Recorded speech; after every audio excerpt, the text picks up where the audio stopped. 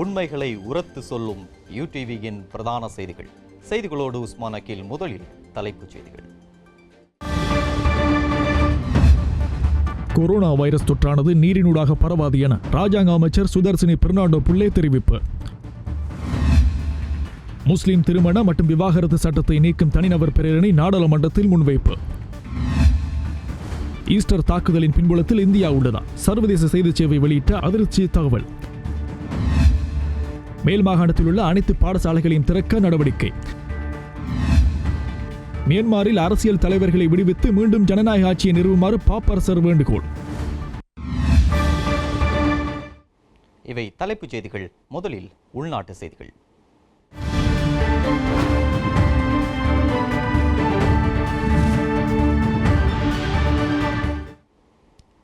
உயிர்த்த ஞாயிறு தாக்குதலின் பின்னணியில் இருப்பது யார்? இந்த தாக்குதலை வழி நடத்தியவர்கள் யார்? இந்த தாக்குதலுக்கு பின்னால் இந்தியா உள்ளதா? பிபிசி சிங்கள செய்தி வெளியிட்ட தகவல்களை அடுத்து பார்க்கலாம். தாக்குதல் சம்பவம் தொடர்பில் ஜனாதிபதி ஆணைக்குழுவின் சாட்சியங்கள் மற்றும் நாடாளுமன்ற தெரிவுக்குழு ஒன்றின் ஊடாக முன்னெடுக்கப்பட்ட விசாரணைகளின் போது முன்வைக்கப்பட்ட சாட்சிகள் அடிப்படையிலும் நாடாளுமன்ற தெரிவுக்குழுவின் உறுப்பினராக செயற்பட்ட மக்கள் விடுதலை முன்னணியின் முன்னாள் நாடாளுமன்ற உறுப்பினர் நலிந்த ஜேதிச பிபிசி சிங்கள சேவைக்கு வழங்கிய விடயங்களையும் வைத்து பிபிசி இந்த தகவல்களை வெளியிட்டுள்ளது.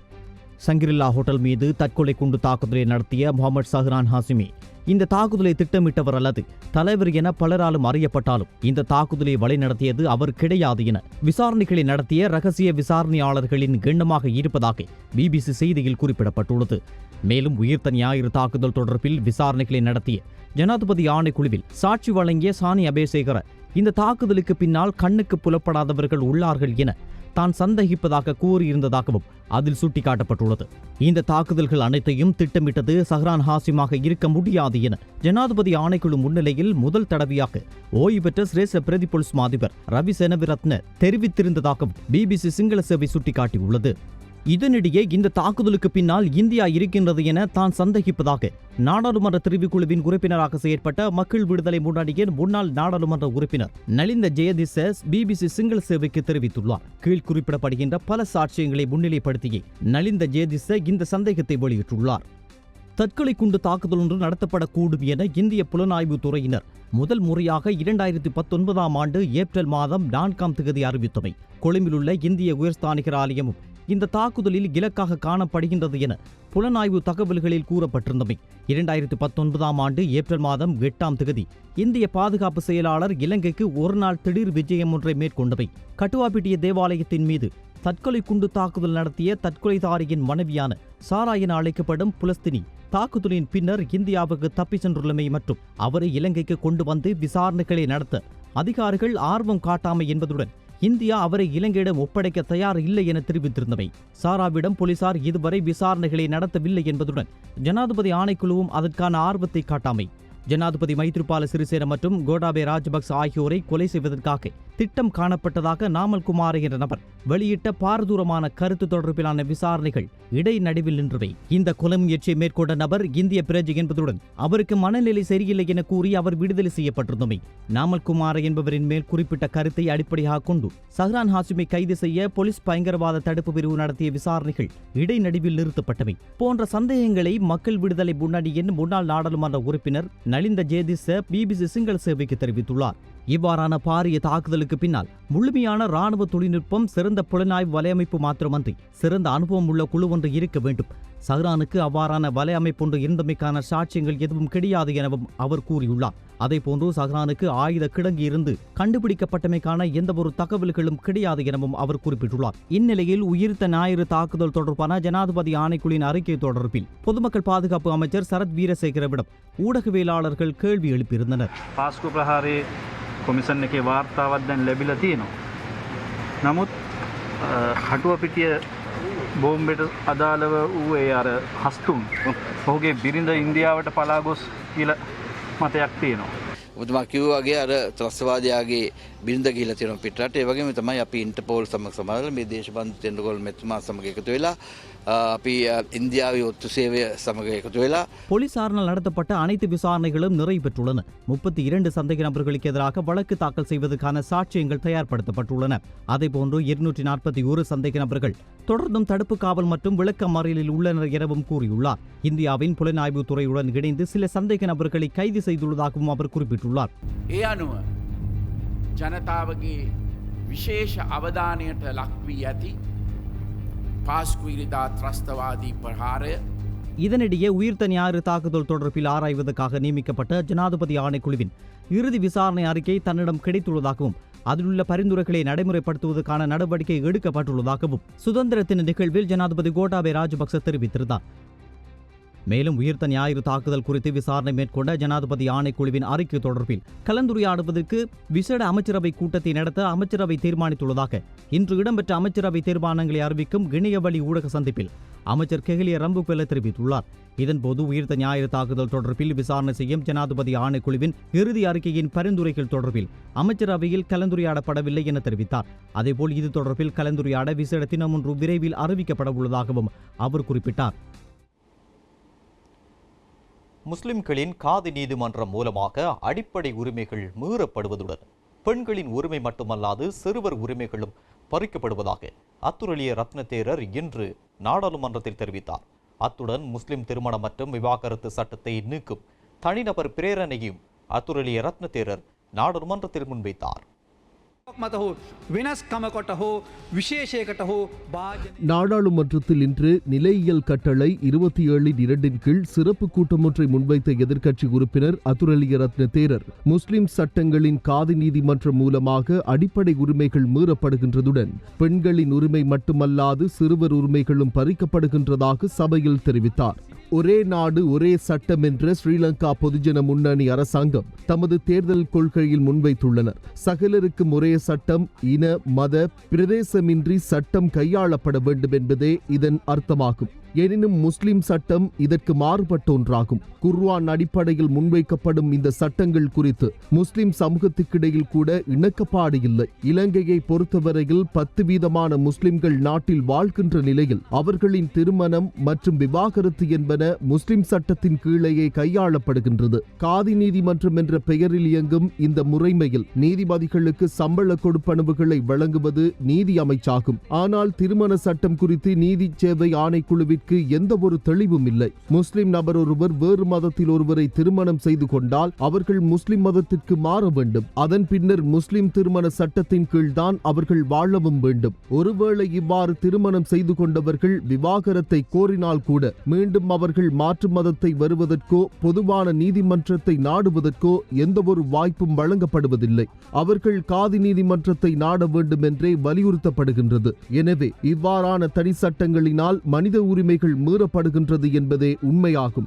எனவே உயரிய பாராளுமன்றத்தில் இந்த முறைமையை மாற்றி அமைக்க வேண்டியுள்ளது. எனவே காதி நீதிமன்றம் மூலமாக அரசியலமைப்பின் 12(1) சரத்தின் அடிப்படை உரிமைகள் மீறப்படுகின்றதுடன் இவற்றை மாற்றி அமைக்க நடவடிக்கை எடுக்க வேண்டும் என்பதை நீதி அமைச்சர் ஏற்றுக்கொள்வாரா? திருமணம் என்பது மணமுடிக்கும் இருவரது இணக்கப்பாடே தவிர பெற்றோர் உறவினரது இணக்கப்பாடு அல்ல என்பதை விளக்கிக் கொள்ள வேண்டும். ஆனால் காதி நீதிமன்றம் மூலம் வலியுறுத்துவது குர்ஆன் வாக்கியங்களேயாகும். அதேபோல் முஸ்லிம் சட்டத்தில் திருமணத்தில் பெண்ணின் விருப்பம் அவசியமில்லை. குறிப்பாக கூறுவதென்றால் திருமண சான்றிதழில் கையெழுத்து கூட பெண்ணுக்கு உரிமை இல்லை. எனவே முஸ்லிம் சட்டங்களினால் பெண்களின் உரிமைகள் பறிக்கப்படுகின்றன. இது வெறுமனே பெண்களின் உரிமைகள் மட்டுமல்லாது சிறுவர் உரிமைகளும் பறிக்கப்படுகின்றது. முஸ்லிம் சட்டத்தின் கீழ் 12 வயதிற்கு கீழ் உள்ள பெண்கள் காதி நீதிபதியின் அனுமதியுடன் 12 வயதுக்கு மேற்பட்டவர்கள் காதி நீதிபதியின் அனுமதி இல்லாமலும் திருமணம் செய்து கொள்ள முடியும். எனவே இதனை மாற்றி அமைக்க அரசாங்கம் நடவடிக்கை எடுக்குமா? முஸ்லிம் சட்டத்தின் கீழ் சிறுவர்கள் பாதிக்கப்படுவதை அரசாங்கம் அறிந்துள்ளதா? எனவே முஸ்லிம் சட்டம் குறித்து தீர்மானம் எடுப்பது நீதி அமைச்சா அல்லது ஜம்மியத்துல் உலமா சபையா என்பதை அரசாங்கம் தெரிவிக்க வேண்டும். மேலும் முஸ்லிம் திருமணம் மற்றும் விவாகரத்து சட்டத்தை நீக்கும் தனிநபர் பிரேரணையையும் நாடாளுமன்றத்தில் முன்வைத்தார்.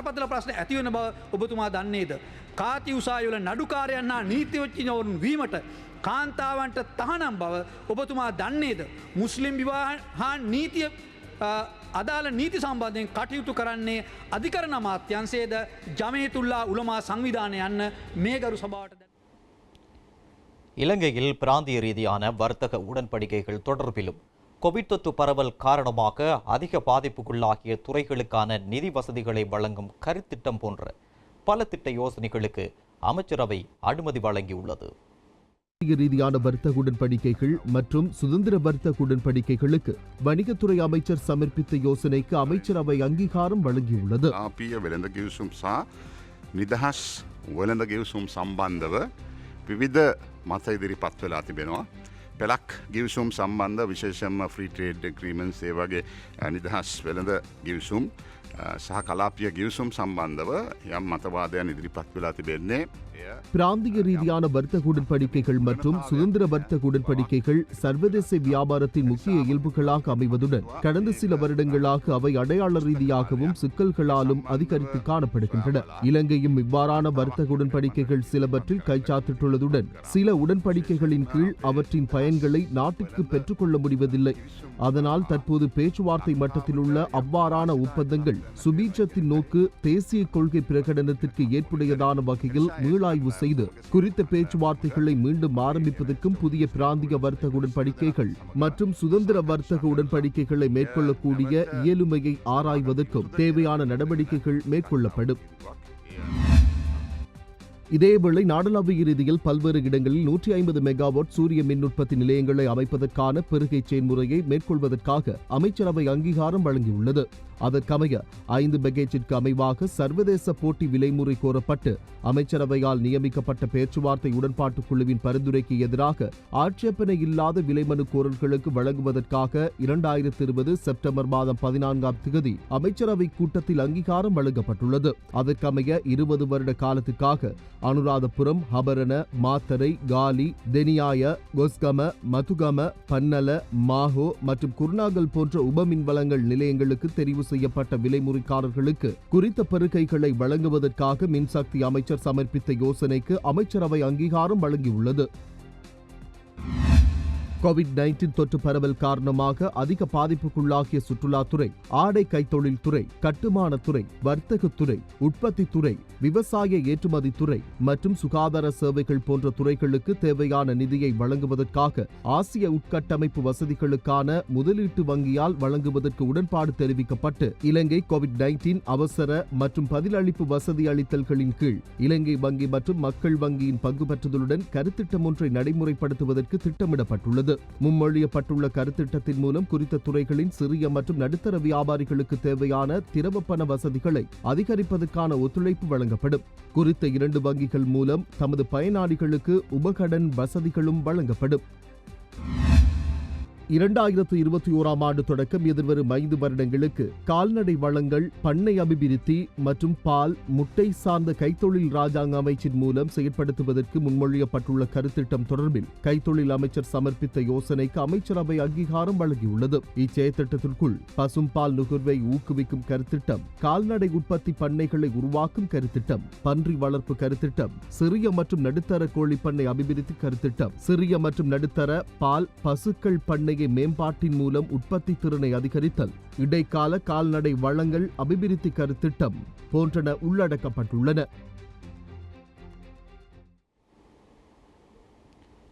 கம்பஹா மற்றும் களுத்துறை மாவட்டங்களில் எதிர்வரும் 15ஆம் தேதிக்கு முன்பாக பாடசாலைகளை திறக்க உத்தேசித்திருப்பதாக கல்வி அமைச்சர் GL பீரிஸ் தெரிவித்துள்ளார். ස්නාහිර පළාතේ ගම්පහ හා කළුතර දිස්ත්‍රික්කවල පාසල් පෙබරවාරි 15 වෙනිදාට පෙර විවෘත කිරීම පිළිබඳ. கம்பகா மற்றும் களுத்துறை மாவட்டங்களில் பிப்ரவரி மாதம் 15ஆம் தேதிக்கு முன்பதாக பாடசாலைகளை திறக்க உத்தேசித்திருப்பதாக நாங்கள் தெரிவித்திருந்தோம். கொழும்பு மாவட்டத்தில் கடந்த 5 நாட்களாக பிரதேச இணைப்பு குழு கூடி பரிந்துரைகளை அனுப்பியது. அதனை அமுல்படுத்த சுகாதார சேவைகள் பணிப்பாளரிடம் கோரிக்கை விடுகின்றோம். கொழும்பு மாவட்டத்தில் 13 பிரதேச செயலக பிரிவுகளில் ஒவ்வொன்றாக ஆராய்ந்தோம். கொழும்பு மாவட்டத்தில் 492 பாடசாலைகள் உள்ளன. அவற்றில் 412 பாடசாலைகளை வரும் 15ஆம் தேதி மீள திறக்க முடியும் என்று பிரதேச இணைப்புக்குழு பரிந்துரைத்துள்ளதுடன் அவற்றை சுகாதார சேவைகள் பணிப்பாளருக்கும் சமர்ப்பித்திருக்கிறோம். கொழும்பு மாவட்டத்தில் 7 பிரதேச செயலக பிரிவுகளில் அனைத்து பாடசாலைகளையும் திறக்க முடியும். ஏனைய 80 பாடசாலைகளை மார்ச் 15ஆம் தேதி புதிய தவணை ஆரம்பமாகின்ற சந்தர்ப்பத்தில் மீள திறக்க எதிர்பார்க்கின்றோம். சாதாரண தர பரீட்சை மார்ச் 11ஆம் தேதி முடிகின்ற போது மார்ச் 15ஆம் தேதி அனைத்து பாடசாலைகளையும் ஆரம்பிக்க எதிர்பார்க்கின்றோம். මාර්තු 15 වෙනිදා අලුත් වාරයේ ආරම්භ වෙනුවට පටන් ගැනීමට අදහස් කරනවා. இதேவேளை 5ஆம் ஆண்டு புலமை பரிசில் பரீட்சையில் அதிக மதிப்பெண்களை பெற்றாலும் பிரபல பாடசாலைகளுக்கு உட்புக முடியாத நிலை மாணவர்களுக்கு காணப்படுவதாக நாடாளுமன்ற உறுப்பினர் ரோஹிணி கவிரத்ன தெரிவித்தார். எதிர்க்கட்சி அலுவலகத்தில் இன்று நடைபெற்ற ஊடக சந்திப்பில் கருத்து தெரிவிக்கும் போது அவர் இதனை தெரிவித்துள்ளார். අද ශිෂ්‍යත්ව විභාගයේම දරුවන්ගේ මානසිකත්වය කඩා වැටෙන තත්ත්වයකට මේ රජය පත් කරලා තියෙනවා. 5ஆம் ஆண்டு புலமை பரிசில் பரீட்சையால் மாணவர்களுக்கு உளவியல் பாதிப்பு ஏற்பட்டுள்ளது. கூடிய மதிப்பெண் பெற்றாலும் பிரபல பாடசாலைகளுக்கு உட்புக முடியாத நிலையை மாணவர்கள் இன்று எதிர்நோக்கியுள்ளனர். கிராமப்புற மாணவர்களுக்கு தான் இதனால் பாதிப்பு அதிகமாக இருக்கின்றது. புலமை பரிசில் பரீட்சையின் உண்மையான நோக்கத்தை இது சாத்தியப்படுத்தாத ஒரு நிலையை இன்று ஏற்படுத்தியுள்ளது. சில பிரதேசங்களுக்கு பல பிரச்சனைகள் இருக்கின்றன. குடும்பங்களுக்கும் அவ்வாறேதான். டேட்டா இன்மை, சமிக்ஞை இன்மை, இலத்திரனியல் உபகரணங்கள் இல்லை என்று பலதுக்கு முகம் கொடுக்கின்றனர். ஏன் புலமை பரிசில் பரீட்சை ஏற்பட்டது? விசாகா கல்லூரி ரோயல் கல்லூரிக்கு ஆட்சேர்ப்பு செய்ய முடியாத நிலை ஏற்பட்டுள்ளது. 193 என்று புள்ளிகளை கூட்டி வைத்துள்ளனர். கல்வி அமைச்சிடம் அதற்கான எந்த அதிகாரங்களும் இல்லை. பல பிள்ளைகளின் தரமான கல்விக்கே இது பாதகமாக உள்ளது. கல்வி பொதுத்தராதர சாதாரண பரீட்சையில் பிரயோக பரீட்சை நீக்கப்பட்டுள்ளதாக கல்வி அமைச்சு அறிவித்துள்ளது. தரம் 10 மற்றும் தரம் 11இல் முதல் 2 தவணை மதிப்பீடுகளின் பிரகாரம் மதிப்பெண்களை வழங்க தீர்மானித்துள்ளமை பிழையான முடிவாகும். பல பிள்ளைகள் தங்களுடைய மதிப்பெண்களை கூட்டிக் கொள்வது இந்த செயல்முறை பரீட்சையின் மூலமாகும். அதை இல்லாமலாக்க வேண்டாம். සාධාරණීකරණය කරන්න කියන එක ඉල්ලන ගමන්ම ඒ දේම සාමාන්‍ය පෙළ දරුවන්ට කරන්න එපා කියන ඉල්ලීම මම කරනවා. கொரோனா வைரஸ் தொற்றானது நீரின் ஊடாக பரவாது என்று கோவிட் கட்டுப்பாட்டு ராஜாங்க அமைச்சர் இன்றைய தினம் நாடாளுமன்றத்தில் தெரிவித்தார். இதேவேளை அஸ்ட்ராஜெனேகா கோவிட் தடுப்பூசியானது தென்னாப்பிரிக்காவில் தற்காலிகமாக தடை செய்யப்பட்டுள்ள நிலையில் எமது நாட்டில் புதிய வகை வைரஸ் பரம்பல் குறித்து கண்டறியப்பட வேண்டியது மிகவும் அவசியம் என வைத்தியர் ஹரித்த அலுத்கே தெரிவித்துள்ளார். இன்று மாலை 6 மணி வரையில் புதிதாக 571 கோவிட் தொற்றாளர்கள் பதிவாகியுள்ளனர். எனவே நாட்டில் இதுவரை சிகிச்சை பெற்று வரும் தொற்றாளர்களுடைய மொத்த எண்ணிக்கை 5388 அமைந்துள்ளது. இன்றைய தினம் 912 பேர் குணமடைந்து வீடு திரும்பியுள்ளனர். இதுவரை நாட்டில் 70806 தொற்றாளர்கள் பதிவாகியுள்ளனர். இதில் 65053 பேர் குணமடைந்துள்ளனர். நாட்டில் 365 கோவிட் மரணங்கள் பதிவாகியுள்ளன.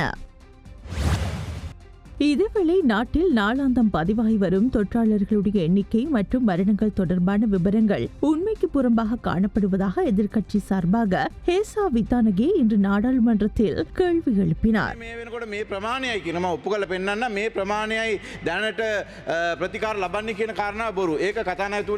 தற்போது நாடளாவிய ரீதியில் நாளொன்றுக்கு 800 வரையிலான தொற்றாளர்கள் பதிவாகின்றனர். மேலும் தொற்றுக்குள்ளாகும் நபர் 14 நாட்கள் சிகிச்சையிலோ அல்லது தனிமைப்படுத்தலில் இருக்க வேண்டும் என கூறப்படுகிறது. இந்நிலையில் அன்றாடம் வெளியாகும் செய்திகளில் 5000 பேர் வரையிலேயே தொடர்ந்தும் சிகிச்சை பெற்று வருவதாக கூறப்படுகிறது. இது பிழையானது. சுமார் 11,000க்கும் அதிகமான தொற்றாளர்களாவது நாளாந்தம் சிகிச்சையில் இருக்க வேண்டும். அவ்வாறென்றால் தற்போதைய தரவுகள் பிழையானதா அல்லது தொற்றாளர்கள் 3 நாட்களிலேயே வீடுகளுக்கு அனுப்பப்படும் செயற்பாடு ஒன்று ஆரம்பிக்கப்பட்டுள்ளதா? කරු කතානායකතුමනි අපි ඉදිරිපත් කරන්නේ සත්‍ය තොරතුරු කිසිම වෙලාවක මේ රෝගය හංගන්න උවමනාවකුත් නැහැ මරණ හංගන්න උවමනාවකුත් எமக்கு எந்த ஒரு சந்தர்ப்பத்திலும் மரணங்களையோ தொற்று விபரங்களையோ மறைக்க வேண்டிய எந்த அவசியமும் இல்லை. நாங்கள் உண்மையான விபரங்களையே வெளியிடுகின்றோம். ஒரு புறம் தொற்றாளர்கள் நாளாந்தம் பதிவாகி வருவதோடு மறுபுறம் ஒரு தொகுதி தொற்றாளர்கள் நாளாந்தம் குணமடைந்து வெளியேறுகின்றனர். மேலும் 10 நாட்களுக்குள் ஒரு சிலர் குணமடைந்து வெளியேறுகின்றனர். සත්‍යය වසන් කිරීමක් කරන්නේ නැහැ කියන එක වගකීමෙන් ප්‍රකාශ කරනවා. දැන් අපි මේ රටේ ලොකු අර්බුදයක් විදිහට පවත්වාගෙන ගිහපු කාරණයක් තමයි මේ භූමදානයේද ආදානයේද කියන කාරණේ. ඒතකොට මේක හරහා ඔබතුමියලා මම හිතනවා ජාතිකත්වය දේශපාලනය ගැන හිතන්නේ නැතුව මේක நாட்டில் கோவிட் அச்சுறுத்தலுக்கு மத்தியில் உடல்களை அடக்கம் செய்வதா தகனம் செய்வதா என்பது குறித்து வாத பிரதிவாதங்கள் இடம்பெறுகின்றன. நீங்கள் இந்த விடயத்தில் விஞ்ஞான ரீதியிலான தீர்மானங்களுக்கு முன்னுரிமை வழங்கியிருப்பீர்கள். அவ்வாறாயின் அனுராதபுரம் கெபிட்டிகொள்ளாவு பிரதேசத்தில் உள்ள கோவிட்டுக்கு சிகிச்சை அளிக்கக்கூடிய வைத்தியசாலை ஒன்றிலிருந்து வெளிவரும் நீரானது அண்மையில் 100 மீட்டர் இடைவெளிக்குட்பட்ட பாடசாலை ஒன்றின் ஊடாக ஊடறுத்துச் செல்கின்றது. இந்நிலையில் தற்போது பாடசாலை ஆரம்பிக்கப்பட்டுள்ளது. இது குறித்து உங்களது கவனத்திற்கு கொண்டு வரப்படவில்லையா? ජලය ටික ගලාගෙන යන්නේ අසල්ලම තියෙන මීටර් 100ක් විතර පරතරය තියෙන තැනක ප්‍රාථමික විද්‍යාලය. හරිය දැන් මේනකොට இந்த கேள்விக்கு பதிலளித்த கோவிட் கட்டுப்பாட்டு ராஜாங்க அமைச்சர் சுதர்சனி பெர்னாண்டோ புல்லே, කතානායකතුමනි මේ කොරෝන නම් ජලය හරහා බෝවෙන්නේ නැහැ ස්වසන හරහා බිඳිති මගින් බෝවෙන රෝගයක්. மதிப்பிற்குரிய சபாநாயகர் அவர்களே, கொரோனாவானது நீரினூடாக பரவாது. இருப்பினும் இந்த வைத்தியசாலையில் இருந்து வெளியேறும் அசுத்தமான நீரானது அண்மையில் உள்ள நீர்நிலைகளை சென்றடைவதாக இருப்பின் அது வேறு வகையான கிருமி தொற்றுகளை ஏற்படுத்துவதற்கு வாய்ப்புண்டு. எனவே இது குறித்து கவனம் எடுப்போம். බලලා අපි ඒ ගැටලුවට මැදිහත් වීමේ හැකියාව තියෙනවා. இதேவேளை நேற்றைய தினம் 887 கோவிட் தொற்றாளர்கள் நாடளாவிய ரீதியில் பதிவாகியுள்ளனர். இதில் 859 பேர் பேலிகொட கோவிட் தொற்றோடு தொடர்பு பட்டவர்கள், 9 பேர் வெளிநாடுகளில் இருந்து நாடு திரும்பியவர்கள். நேற்றைய தினம் அதிகளவானவர்கள் கொழும்பு மாவட்டத்திலேயே பதிவாகியுள்ளனர். கொழும்பு மாவட்டத்தில் 214 பேரும், கம்பாவில் 208 பேரும், பதுளையில் 181 பேரும், காலியில் 50 பேரும், களுத்துறையில் 47 பேரும், குர்நாகலியில் 40 பேரும், அம்பாறையில் 33 பேரும், மாத்தறையில் 21 பேரும், கண்டியில் 20 பேரும், புத்தளத்தில் 17 பேரும் பதிவாகியுள்ளனர். கேகாலை மாவட்டத்தில் 12 பேரும், அன்றாதபுரத்தில் 10 பேரும், மாத்தளையில் 9 பேரும், ரத்னபுரியில் 5 நுவரெலியா மற்றும் ஹம்பந்தோட்ட ஆகிய மாவட்டங்களில் தலா 4 பொலனறுவ, திருகோணமலை மற்றும் மொன்ரகல் ஆகிய மாவட்டங்களில் தலா ஒவ்வொருவரும் பதிவாகியுள்ளனர்.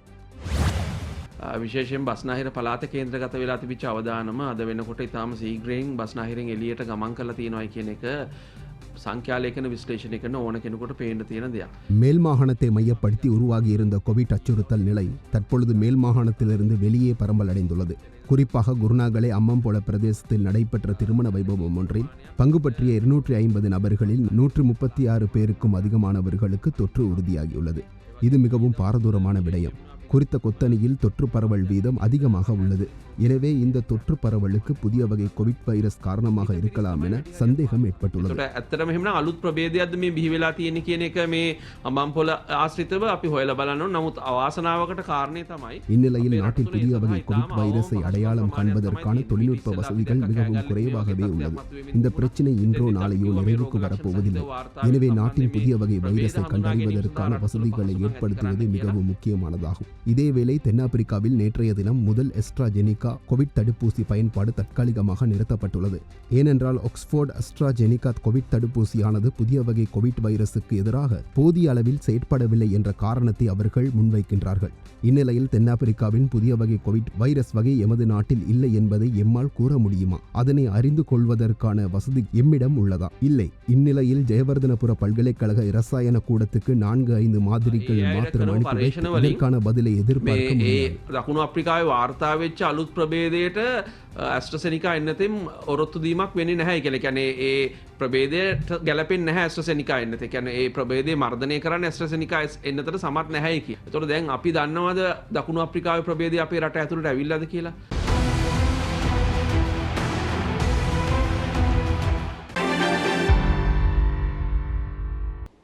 உள்நாட்டு செய்திகள் தொடர்கின்றன. மஹிந்த ராஜபக்சவை ஸ்ரீலங்கா பொதுஜன முன்னணியிலிருந்து நீக்கி தலைமைத்துவத்தை ஜனாதிபதி கோட்டாபய ராஜபக்சவுக்கு வழங்க வேண்டும் என அமைச்சர் விமல் வீரவன்ச ஊடகம் ஒன்றுக்கு கருத்து தெரிவித்திருந்தார். இந்நிலையில் பொதுமக்களிடம் மன்னிப்பு கோர வேண்டும் என அக்கட்சியின் பொதுச் செயலாளர் நேற்று அறிவித்திருந்தார்.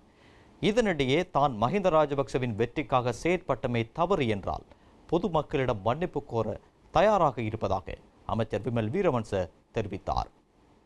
கடந்த ஞாயிற்றுக்கிழமை அமைச்சர் விமல் வீரவன்ச லங்காதீப பத்திரிகையில் பிரதமர் மஹிந்த ராஜபக்சவை ஸ்ரீலங்கா பொதுஜன முன்னணியிலிருந்து நீக்கி தலைமைத்துவத்தை ஜனாதிபதி கோட்டாபய ராஜபக்சவுக்கு வழங்க வேண்டும் என தெரிவித்திருந்தார். இந்த நிலையில் விமல் வீரவன்ச தெரிவித்த கருத்து தொடர்பாக அவர் பொதுமக்களிடம் மன்னிப்பு கோர வேண்டும் என ஸ்ரீலங்கா பொதுஜன பெரமுனவின் பொதுச் செயலாளர் சாகர காரியவசம் நேற்று தெரிவித்திருந்தார். විමල් වීරවංශ මහත්තයා දැනගන්න ඕනේ මේක එතුමාගේ පක්ෂෙත් නෙමෙයි. එතුමාට අපේ පක්ෂය සම්බන්ධයෙන් තීන්දුව තීරණ ගන්න කිසිදු අයිතියකුත් නැහැ. ඒ වගේ ප්‍රකාශයක් කරන්නවත් එතුමාට අයිතියක් නැහැ. அமைச்சர் விமல் குறித்து நடவடிக்கை எடுக்க எமது கட்சிக்கு எந்த உரிமையும் இல்லை. அவர் எமது கட்சியை சார்ந்தவர் அல்ல. இருப்பினும் அரசியல் லாபத்துக்காக இவ்வாறான கீழ்த்தரமான நடவடிக்கையை எடுக்கவும் எமது கட்சி முனையாது. இது குறித்து அமைச்சர் விமல் வீரவன்ச கூறிய கருத்திற்காக அவர் பொதுமக்களிடம் மன்னிப்பு கோர வேண்டும் என்பதோடு வெளியிட்ட கருத்தினை மீள பெற்றுக் கொள்ளவும் வேண்டும். எமது கட்சியில் தலைமைத்துவம் மாற்றியமைக்கப்பட வேண்டும் என்கின்ற கருத்தை கூறுவதற்கு அவருக்கு எந்தவித தகுதியும் கிடையாது. கூட்டணியில் இருக்கின்ற மற்றும் அமைச்சரவையில் இருக்கின்ற அமைச்சர் ஒருவரது இந்த கருத்து மிகவும் கீழ்த்தரமானதாகும். இது குறித்து நாங்கள் கவலையடைகின்றோம். இந்த நிலையில் இது தொடர்பில் நீர்கொழும்பில் இன்று ஊடகங்களுக்கு கருத்து தெரிவித்த அமைச்சர் விமல் வீரவன்ச පමණ ඉක්මවා කැප වුණා කියලා මහින්ද රාජපක්ෂගේ ජයග්‍රහණයට 2005 ජනාධිපතිවරණයේදී පමණ ඉක්මවා කැප වෙලා මහින්ද රාජපක්ෂ මැතිතුමාව දිනවන්න කටයුතු කිරීම වරදක් නම් මම ජාතියෙන් සමාව ගන්න ඕනේ. ඒ වගේම යුද්ධ යන වෙලාවේ ජනතා විමුක්ති පෙරමුණ ආණ්ඩුව වට්ටන්න 2015 ஆண்டு ஆட்சி கவிழ்ப்பு ஏற்பட்டதன் பின்னர் மஹிந்த ராஜபக்ஷவின் வெற்றிக்காக நுகேகுடையில் பிப்ரவரி 18ஆம் தேதி ஆரம்பிக்கப்பட்ட பேரணிக்கு தலைமை தாங்கியவர்களில் ஒருவராக செயற்பட்டமை தவறு என்றால் பொதுமக்களிடம் நாம் மன்னிப்பு கோர வேண்டும். அதேபோல கோட்டாபய ராஜபக்ஷ ஜனாதிபதியாக வேண்டும் என கூறி அதனை யதார்த்தமாக வெற்றி பெற செய்தமை தவறென்றால் நாட்டு மக்களிடம் மன்னிப்பு கேட்க வேண்டும். ගෝඨාභය රාජපක්ෂ මැතිතුමන් එම දේශපාලන පක්ෂයේ යම්කිසි ඉහළ තනතුරක සිටිය යුතුයි කියන ස්ථාවරයේ අපි ඉදිරිපත් කළේ. கூட்டமைப்பில் காணப்படும் பெரும் கட்சியான ஸ்ரீலங்கா பொதுஜன பெரமுனவில் ஜனாதிபதி கோட்டாபய ராஜபக்ஷவும் உயர் பதவியில் இருக்க வேண்டும் என்ற நிலைப்பாட்டிலேயே இதனை கூறினேனே தவிர மஹிந்த ராஜபக்ஷ தலைமைத்துவத்தில் இருந்து விலக வேண்டும் என அது பொருள்படாது. மஹிந்த ராஜபக்ஷ தலைவராக செயற்படும் போது ஜனாதிபதி கோட்டாபய ராஜபக்ஷவுக்கும் கட்சியில் உயர் பதவி ஒன்றை வழங்கினால் தற்போதைய அரசியல் பலம் மேலும் வலுவடையக்கூடும் என்பதோடு அரசாங்கத்தின் நகர்வு மற்றும் நாட்டிற்கு அது சிறந்ததாக அமையும். வேறு கட்சியில் உள்ளார் என்பதற்காக ஏனைய கட்சிகளை விமர்சிக்க முடியாது என சட்டமில்லை. அரசியல் அமைப்பிலும் கருத்து சுதந்திரம் வரையறுக்கப்படவில்லை. அவ்வாறாயின் யூஎன்பி ஜேவிபி தொடர்பில் கதைக்க முடியாது. தமது கூட்டமைப்புக்குள் காணப்படும் ஏனைய கட்சிகள் தொடர்பிலும் கருத்து தெரிவிக்க முடியாது. இதில் எவ்வித பிரச்சனைகளும் கிடையாது. இது ஒவ்வொருவரும் உருவாக்கி கொண்ட கீழ்த்தரமான வரையறைகள். சிறுபிள்ளைகள் சில சந்தர்ப்பங்களில் பொருட்களை குழப்புவார்கள். அது குறித்து கவலையடை தேவையில்லை.